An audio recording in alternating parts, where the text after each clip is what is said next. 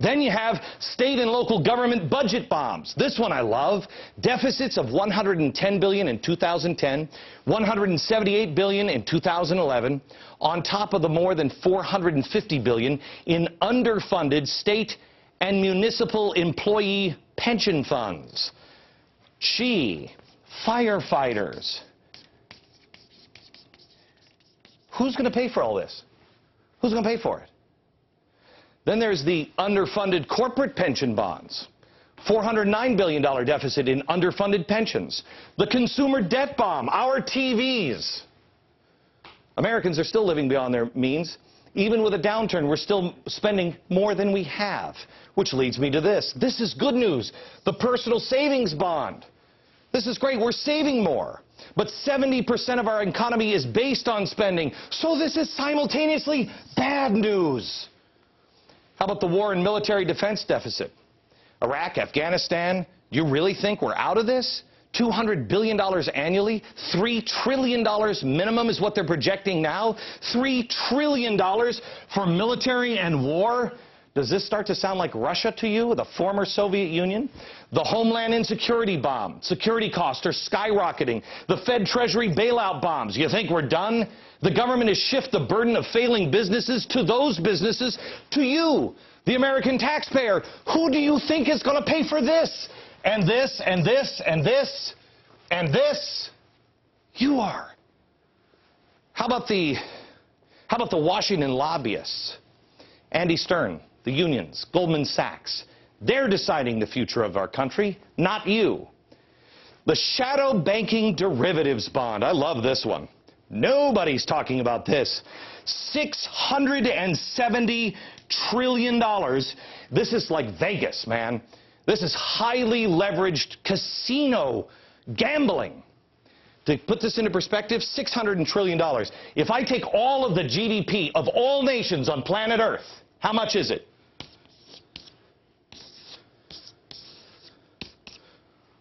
You see a problem? The dysfunctional two-party political bomb. How long is that going to work? Parties choose politics over the good of the country. Progressives continue to infect both parties and thwart the Constitution, which leads me to number 20, the coming populist rebellion bomb. This one I love, because those in the media are going to tell you it's the Tea Parties. Well, let me show you what it really is. It's Van Jones. Van Jones is a great example. He's a 9/11 radical truther, a radical communist who set up organizations to defend cop killers. He was in the White House, and now he's going on a speaking tour with a senator from New York, and then he's going over to Columbia University to speak to the students.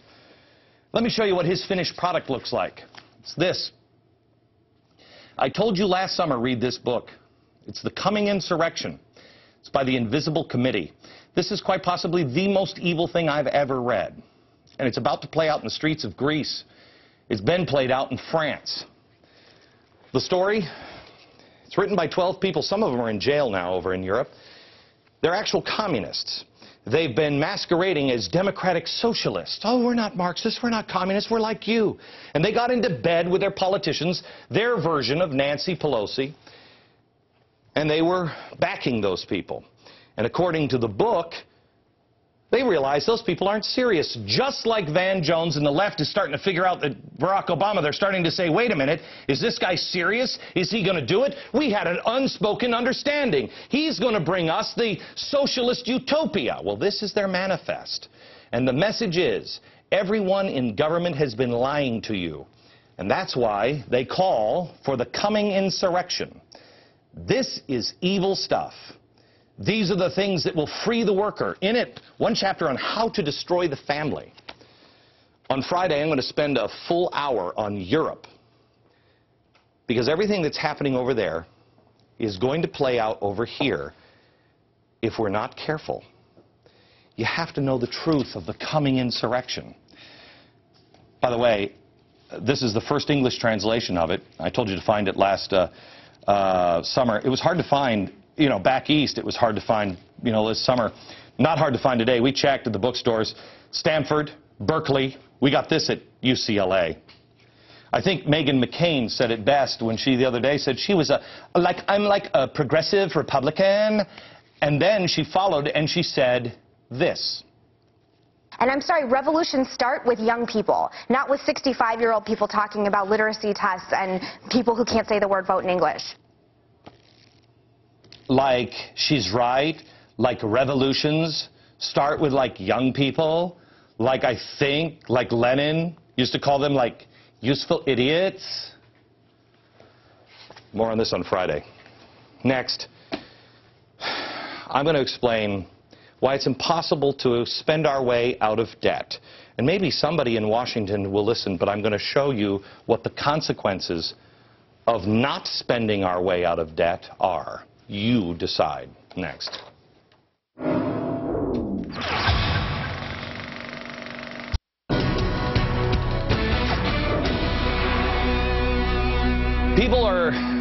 I know people watch this program and they disagree with me, and that's fine. We should have disagreements in America.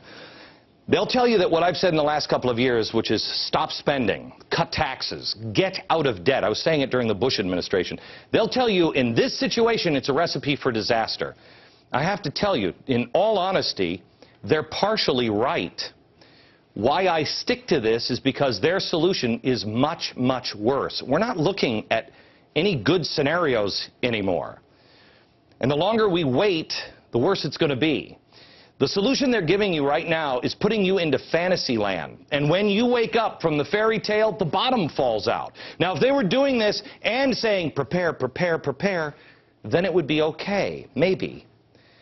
Let me explain. When we go into a recession, you always hear what we're hearing now. You got to spend your way out. Okay, well, if spending dips, government pumps more money into the system to keep the economy going.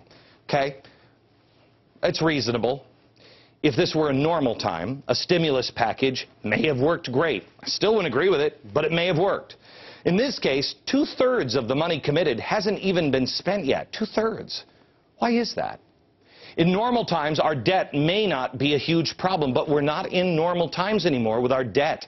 Our debt is huge. It's a gigantic problem because the debt is so massive. I read a story today. We may not mathematically be ever able to pay this debt off. What are we doing to our children? And the debt is getting worse. We know that the deficit from this year is $1.35 trillion, right? Our debt ceiling was just raised. This will cover us for the year, they say, if nothing happens, to $14.3 trillion.